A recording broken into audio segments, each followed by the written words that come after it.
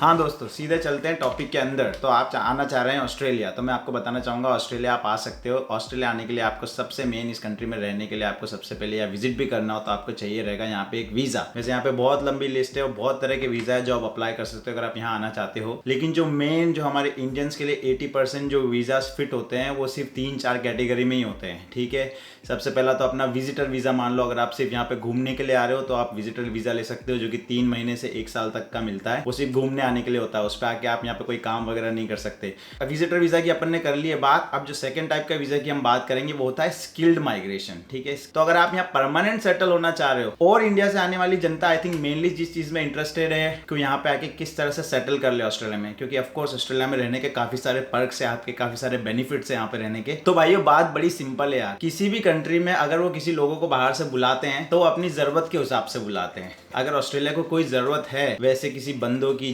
जिससे कि उनकी कंट्री का थोड़ा डेवलपमेंट ज़्यादा हो सके, बेटर हो सके, उन्हीं लोगों को वो यहाँ पर बुलाते हैं। ठीक है, बुलाती है तो आ जाओ। ठीक है, क्योंकि बहुत अच्छी कंट्री है, काफ़ी बेनिफिट्स है, वो अपन जाएंगे बाद में डिटेल्स में। लेकिन अभी के लिए कंटिन्यू करते हुए, तो अगर आप यहाँ परमानेंट सेटल होना चाह रहे हो तो क्या होता है, यहाँ का आपको PR वाला वीज़ा लेना पड़ता है। उसमें एक होता है स्पॉन्सर्ड माइग्रेशन और एक होता है आप इंडिया से जो डायरेक्ट अप्लाई करते हो स्किल्ड माइग्रेशन। एकदम फुल डिटेल में तो जाऊंगा नहीं मैं कि वीज़ा नंबर क्या है, आपको कैसे अप्लाई करना है, कौन से डॉक्यूमेंट चाहिए। सिर्फ एक ओवरऑल बता रहा हूँ कि अगर आपको इस चीज़ में इंटरेस्ट आ जाए तो फिर आप राइट माइग्रेशन एजेंट को ढूंढ के इस चीज़ को अप्लाई कर सकते हो। ठीक है, स्किल माइग्रेशन उसमें जो स्पॉन्सर वाला होता है उसमें ये चीज़ होती है कि आप अगर जैसे इंडिया में इन्फोसिस जैसे किसी कंपनी में काम कर रहे हो, अब उनकी यहाँ पर भी ब्रांच है, या आपके पास कोई ऐसी स्किल है जो यहाँ वाली कंपनियों को चाहिए, तो वो आपको स्पॉन्सर करके इंडिया से यहाँ बुला लेते हैं। जैसे मान लो आप किसी IT में किसी स्पेशल सॉफ्टवेयर को सपोर्ट करते हैं इंडिया में और उनके पास यहाँ पे वैसे इंजीनियर्स नहीं है, तो आपको स्पॉन्सर करके उस वीज़ा पे यहाँ बुला लेंगे कि चलो आओ हमारे यहाँ पे काम करो, हम आपका वीज़ा वगैरह अप्लाई करते हैं, थोड़े टाइम रहो वगैरह,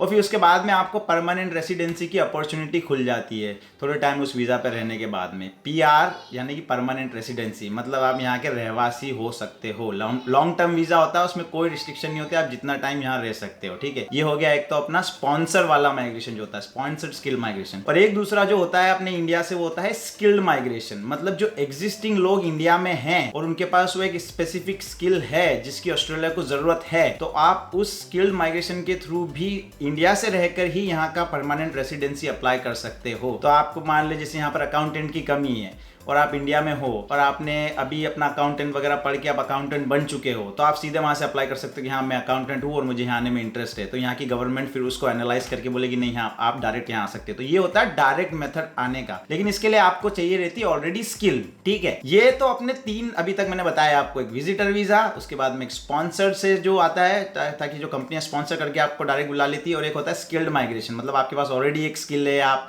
इंडिया में जॉब वगैरह कर रहे हो, आपके पास एक्सपीरियंस है, लेकिन आप माइग्रेट करके ऑस्ट्रेलिया आने चाह रहे हो क्योंकि यहाँ पे भी रिक्वायरमेंट है। तो ये हो गए 3 वीज़ा।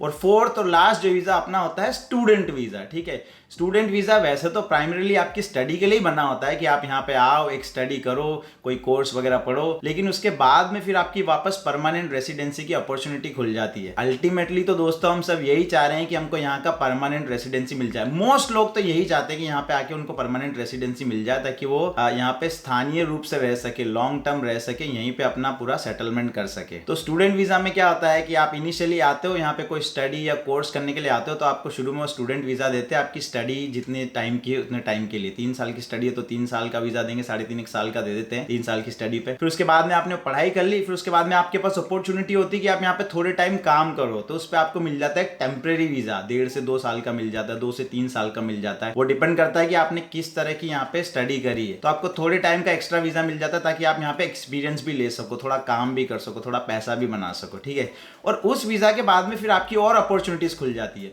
क्योंकि जैसे मैंने बताया कि ऑस्ट्रेलिया को कुछ स्किल्ड लोगों की ज़रूरत होती है यहाँ पे। अगर आप वो बाहर से भी पढ़ के आए तो आपको यहाँ बुला लेते हैं, अगर आपने यहाँ से भी पढ़ रखा है तो फिर आप वो PR के लिए वापस अप्लाई कर सकते हो उसी स्किल के थ्रू। तो यही सारे वो जो मेन टाइप के हमारे ऑप्शंस होते हैं इंडियंस लोगों के, जिसके थ्रू वो यहाँ पे आ सकते हैं। या तो घूमने फिरने आओ या एज ए स्टूडेंट आओ, स्टूडेंट से आओगे तो भी आपका PR का पाथ हो जाता है। ठीक है, उसके बाद में आप एज ए स्पॉन्सर करके आओ तो उसके बाद भी आपका PR का पाथ हो जाता है, या आप एज ए स्किल्ड माइग्रेशन होके आओ, पहले से अपने आपके पास स्किल है, जॉब है, उसके एक्सपीरियंस के थ्रू आप यहाँ पे माइग्रेट हो सकते हो।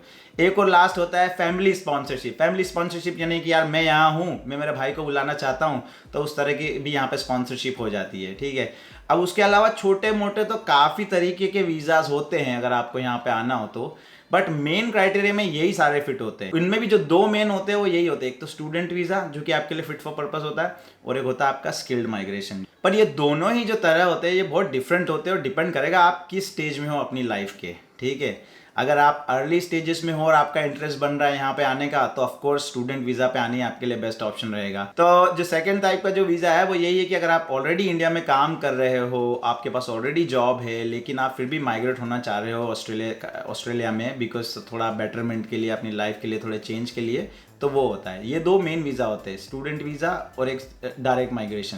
तो यहाँ पे मोस्टली दो कैटेगरी के ही लोग आते हैं। सबसे ज़्यादा तो अपने होते हैं इंटरनेशनल स्टूडेंट्स, और उसके बाद में कुछ होते हैं जो स्किल माइग्रेशन के थ्रू आते हैं, ठीक है, इंडिया से अप्लाई करके। मेरे दोनों ही कैटेगरी में काफ़ी फ्रेंड्स है, क्योंकि मैं खुद यहाँ पे एज ए स्टूडेंट आया था पहले, तो मेरे काफ़ी स्टूडेंट फ्रेंड्स भी है और वाला भी मैंने एक्सपीरियंस देख रखा है।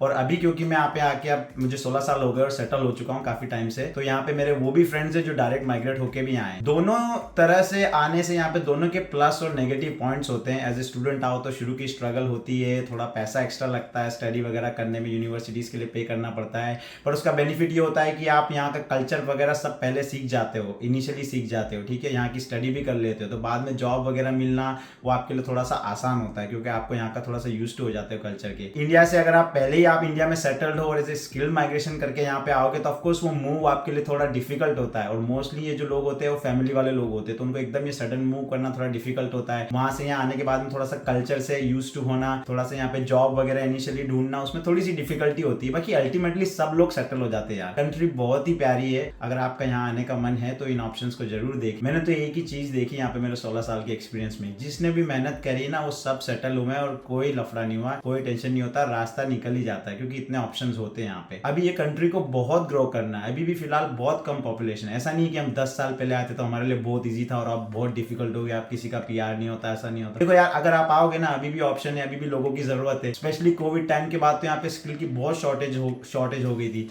तो अब तो और ज़्यादा ये बाहर से लोगों को बुला रहे हैं ताकि इनकी कंट्री को वापस से थोड़ा बूम कर सके, ठीक है। तो अगर आपका इंटरेस्ट है इन चीज़ों में, यहाँ पे ऑस्ट्रेलिया में आने का, तो इन टॉपिक्स पे जरूर देखो। अगर आप चाह रहे हो कि मैं किसी स्पेसिफिक टॉपिक पे और डिटेल में आपको इन्फॉर्मेशन दूँ, तो मैं जरूर दे सकता हूँ। मेरा मोस्ट एक्सपीरियंस तो वैसे एज ए स्टूडेंट जर्नी से लेकर यहाँ तक का है, तो उस बारे में मैं आपको फुल डिटेल बता सकता हूँ। मैंने इतने स्टूडेंट से यहाँ पे डील किया हुआ, खुद भी स्टूडेंट रहा हूँ, अभी भी मेरे स्टूडेंट्स फ्रेंड है। मुझे पता है इंडिया में जो स्टूडेंट्स होते हैं जहाँ पढ़ने आने चाह रहे हैं उनके काफ़ी सवाल होते हैं, उससे रिलेटेड भी मैं आपको फुल जानकारी दे सकता हूँ। लेकिन मैं जानना चाहता हूँ कि आपको किस तरह के क्वेश्चंस है, तो अगर आपको कुछ क्वेश्चंस है तो कमेंट में डालो, उससे रिलेटेड मैं आपको पूरा डिटेल में एक वीडियो बना दूंगा। हाँ तो दोस्तों, ये सारी थी इन्फॉर्मेशन यहाँ की, लेकिन अगर आपको इन चीज़ों के बारे में थोड़ा और डिटेल में जानना है, आपको सिर्फ जाना है यहाँ की imi.homeaffairs.gov.au वेबसाइट में। यहाँ की जो गवर्नमेंट की वेबसाइट होती है वीज़ा वगैरह के अप्लाई करने के लिए, उन्होंने बहुत ही अच्छा स्ट्रक्चर करके सब कुछ बना रखा है। आप अपनी डिटेल डालो, उसके हिसाब से आपको सब बता देगा कि आप कौन सा वीज़ा अप्लाई कर सकते हो, तो डिटेल सारी आपको वहाँ मिल जाएगी। अगर आपको किसी चीज़ में इंटरेस्ट आ रहा है कि नहीं यार मुझे लगता है मेरी स्किल शायद मैं ऑस्ट्रेलिया जा सकता हूँ, आप इंडिया में किसी लोकल माइग्रेशन एजेंट से भी पूछ सकते हो, क्योंकि उनको पूरी अप टू डेट डिटेल्स भी पता होती होगी। मैं सिर्फ आपको थोड़ा सा एक ओवरव्यू देना चाहता था, थोड़ा सा इंटरेस्ट बनाना चाहता था इस टॉपिक पे। होपफुली आपको ये सारी इन्फॉर्मेशन बहुत पसंद आई होगी, और इसी तरह का अगर आप कंटेंट देखना चाहते हो तो मेरे चैनल को सब्सक्राइब कर लो। उस पर आपको इसी तरह के सारे वीडियो देखने को मिलेंगे, as a settled Indian in Australia मैं क्या क्या करता हूँ यहाँ पे, और इसी तरह की आपको ज़्यादा से ज़्यादा जानकारी भी मिल जाएगी अगर आप इंडिया से यहाँ पे आना चाह रहे हो तो। ठीक है, okay, bye for now, see you letter.